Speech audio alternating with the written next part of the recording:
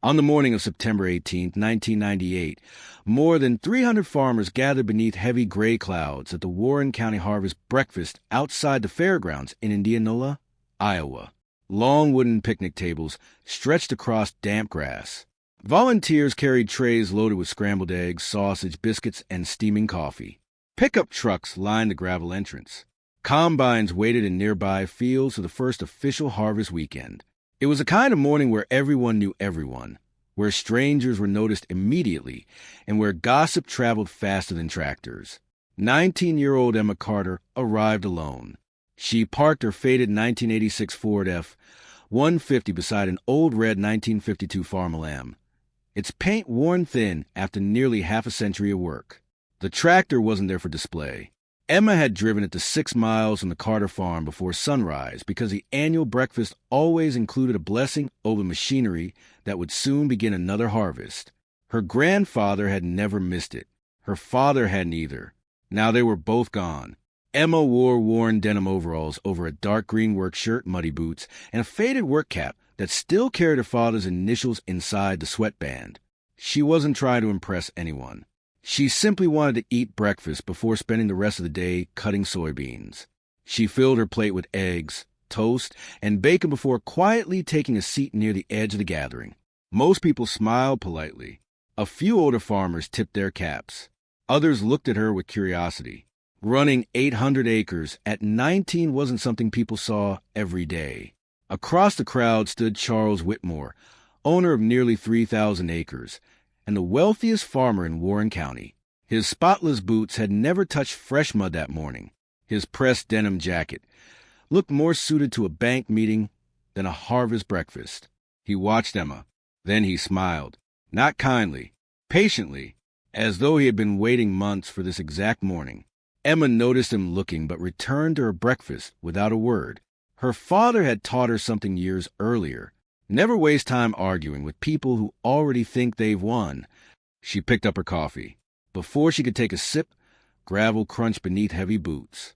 Sheriff Dale Morgan stepped to the crowd with 2 deputies close behind. His tan uniform was perfectly pressed despite the damp weather. Conversation slowed as heads turned toward him. Law enforcement rarely visited the harvest breakfast. When they did, it was usually to shake hands. Not this time. "Emma Carter?" the sheriff called. She calmly looked up. "Yes, sir." Sheriff Morgan stopped beside her table and unfolded several papers bearing the Warren County seal.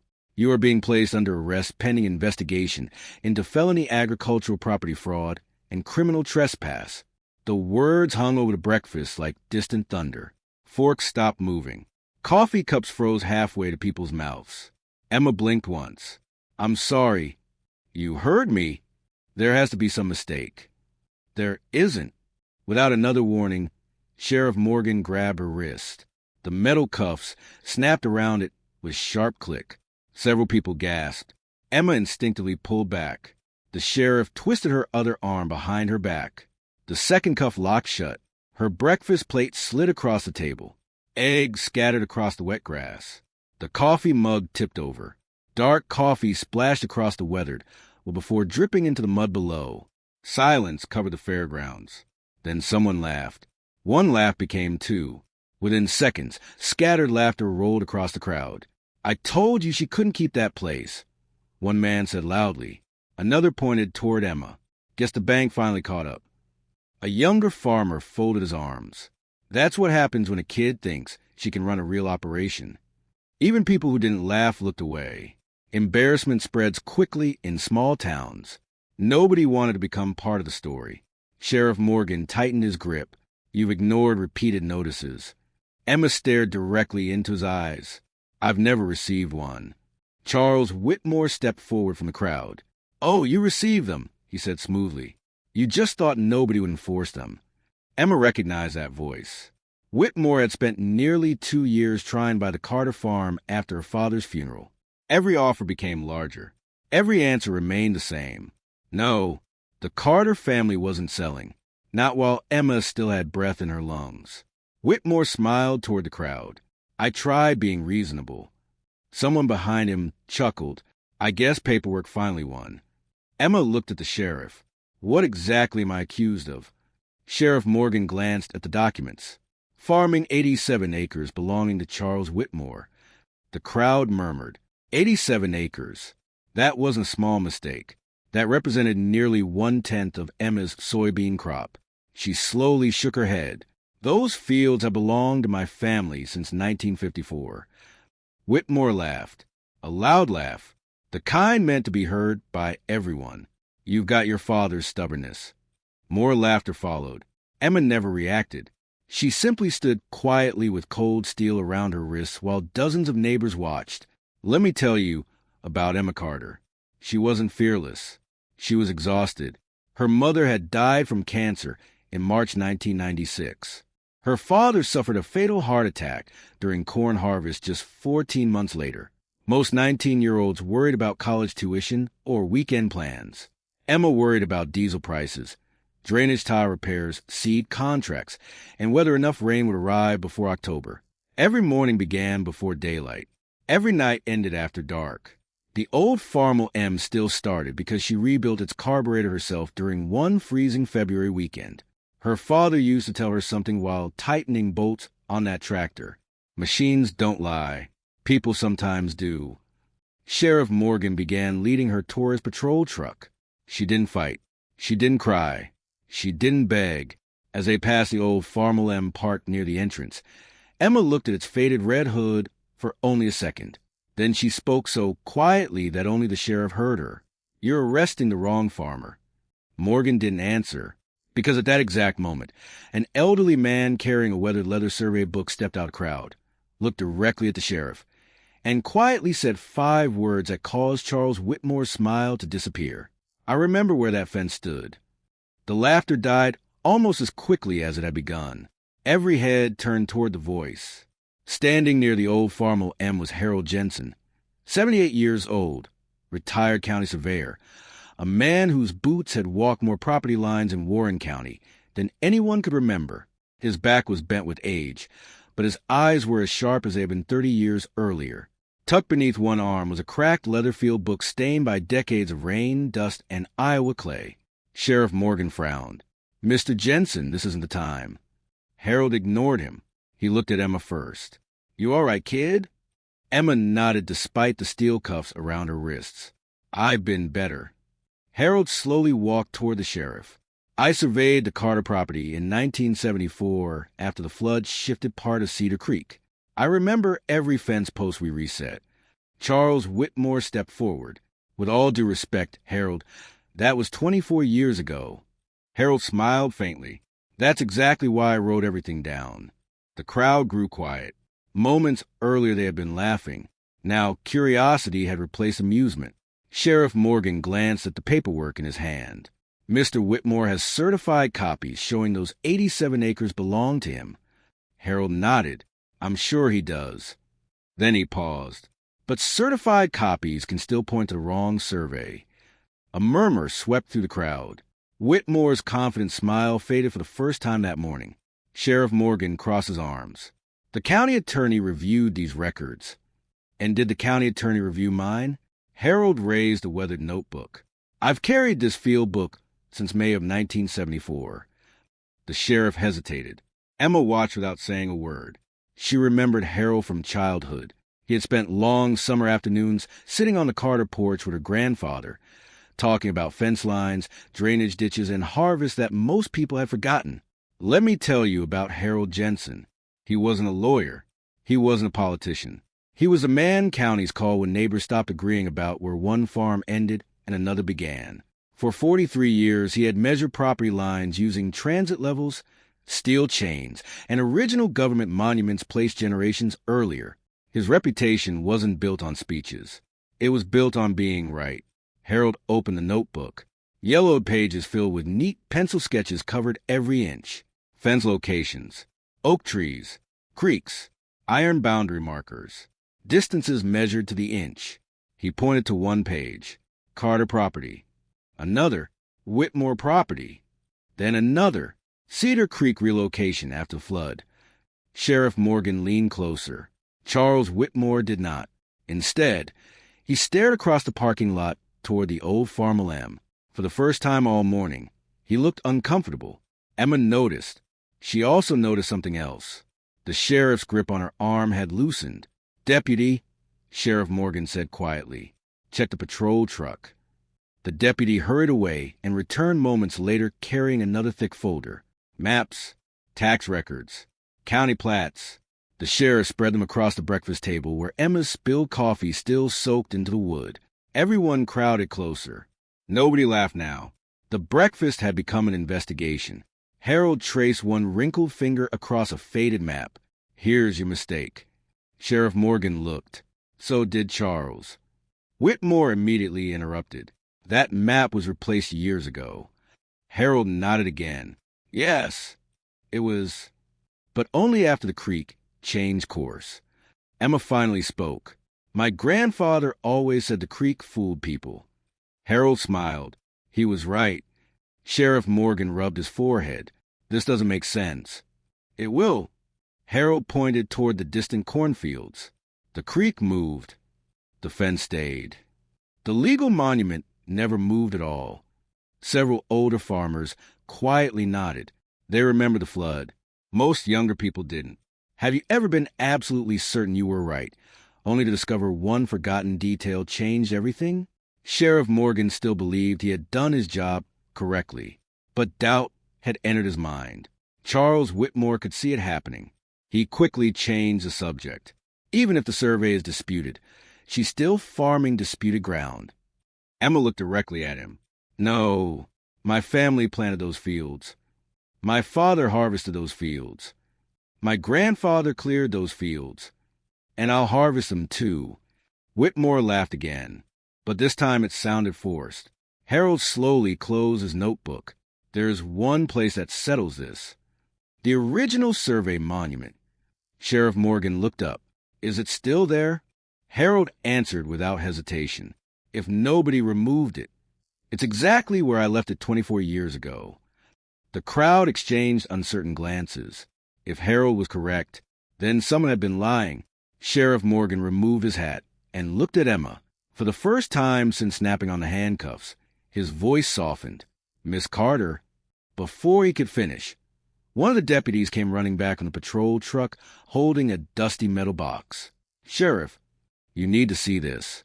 Inside the box was a county aerial photograph taken in 1975, and in the lower corner, almost hidden beneath decades of dust, was a fence line that matched Harold Jensen's notebook perfectly. Sheriff Morgan stared at the photograph. Charles Whitmore didn't. He had already started walking toward his pickup. No one noticed him leave, except Emma. Sheriff Dale Morgan didn't say a word. He simply stared at the faded aerial photograph. The image had been taken in August 1975 by the United States Department of Agriculture. It showed every field, every hedgerow, every drainage ditch across the Carter and Whitmore farms. Most importantly, it showed the original fence, exactly where Harold Jensen said it had stood. The sheriff slowly looked toward Charles Whitmore's pickup. It was gone. "So," Harold said quietly, "are we finally asking the right questions?" Morgan nodded. "I think we are." He reached into his pocket. The metallic click echoed across the fairgrounds. Emma looked down. The sheriff unlocked one handcuff, then the other. For a moment, neither of them spoke. The red marks around her wrists were impossible to ignore. Sheriff Morgan took a slow breath. "Miss Carter, I owe you an apology." Emma rubbed her wrist but never looked angry. "My grandfather always said a man should apologize after he finds the truth." Morgan lowered his eyes. "I should have found it before I put those cuffs on." The crowd stood in complete silence. Just 20 minutes earlier, many of the same people had laughed. Now nobody could even meet Emma's eyes. Let me tell you about small towns. They never forget what people say, but they remember even longer what people do. Humiliation travels quickly. Respect takes much longer to return. Sheriff Morgan turned toward the deputies. "I want every document Mr. Whitmore submitted. Today. And nobody leaves until we know exactly what happened." One deputy nodded. The other hurried toward the courthouse vehicle parked beside the road. Meanwhile, Harold Jensen walked toward the old Farmall M. He gently rested his weathered hand on its faded hood. "This tractor," he said softly, "has crossed that same field since 1952. Emma smiled for the first time all morning. "My grandfather bought it for $1,847. He said if he took care of it, it would take care of the family." Harold chuckled. Looks like he was right. A few older farmers slowly walked over. One of them, Earl Thompson, removed his cap. "Emma?" I laughed. "I shouldn't have." She nodded politely. "I know. I believe the rumors. I know. I'm sorry." Emma simply offered her hand. "Help me finish harvest." Earl smiled. "You've got it." One apology became another, then another. The atmosphere that had been filled with mockery only half an hour earlier now felt completely different. Sheriff Morgan looked toward the county records. "I want to see the original deed." Harold nodded. "And the original survey monuments." By early afternoon, 3 county trucks were parked beside the disputed 87 acres. Survey equipment stretched across the soybean field. Metal detectors searched beneath decades of grass. The entire town seemed to gather along the fence line. Nobody wanted to miss what happened next. Have you ever watched someone's entire reputation change in a single afternoon? Not because they argued, not because they shouted, but because the facts quietly refused to stay hidden. One young deputy suddenly called out, "I found something." Everyone hurried over. Half buried beneath packed Iowa soil sat an iron survey monument. Rust covered most of it, but one side still carried the official county stamp from 1954. Harold brushed away the dirt. He measured carefully, then measured again. Finally he smiled. It never moved. Sheriff Morgan looked from the marker to the maps, then toward the Carter farmhouse in the distance. His face turned pale. The Carters were right. The whole time, the county engineer performed his own measurements. Everyone matched Harold's notebook. The 87 acres belonged to the Carter family. Always had. The documents Whitmore submitted had used a later drainage map, without correcting the original legal monument. Whether it was an honest mistake or something much worse would become someone else's investigation. But one thing was now beyond question. Emma Carter had never farmed another man's land. She had simply protected her own. Sheriff Morgan walked over. This time there were no cameras, no crowd, no speeches, only the wind moving through ripe soybeans. "I'm sorry," he said quietly. "I embarrassed you in front of this entire county." Emma looked across the field. "My father used to say harvest tells the truth." Morgan frowned. "What does that mean?" She smiled. "You can fool people. You can't fool the land." The sheriff nodded slowly. He finally understood. Back at the breakfast grounds, volunteers reheated the food that had gone cold during the chaos. Someone quietly placed a fresh plate of eggs, toast, and bacon in front of Emma. No one laughed this time. Instead, people lined up simply to shake her hand. One elderly farmer spoke, words she would remember for the rest of her life. "Your grandfather would have been proud." Emma looked toward the old Farmall M waiting patiently beside the barn. The tractor had stood there through the entire morning, silent, steady, like it somehow knew the Carter family wasn't finished yet. But as the sun finally broke through the gray clouds, another county vehicle rolled onto the farm carrying a thick sealed envelope from the courthouse. And what Sheriff Morgan read inside would determine whether Charles Whitmore had made a mistake or committed a crime. The sealed envelope arrived just after 3 o'clock that afternoon. Sheriff Dale Morgan broke the seal with hands that looked steadier than they felt. Around him stood Harold Jensen, the county engineer, 2 deputies, and nearly 50 farmers who had followed the survey team back from the disputed fields. No one spoke. The only sound was the wind moving through soybeans that were ready for harvest. Morgan read the first page. Then the second, his expression changed. Finally, he folded the papers and looked toward Charles Whitmore, who had returned after hearing the survey crew had uncovered the original monument. "Mr. Whitmore," the sheriff said quietly, "these documents confirm the Carter family has held legal title to those 87 acres since April 12, 1954. The original deed was never altered. The boundary monument was never moved. Every tax payment has been recorded correctly." Whitmore's confident smile disappeared. "There must be another survey." There was, Harold answered calmly. But someone used a drainage map as though it were a property map. The county engineer nodded. That mistake shifted the boundary on paper, but not on the land. Morgan looked directly at Whitmore.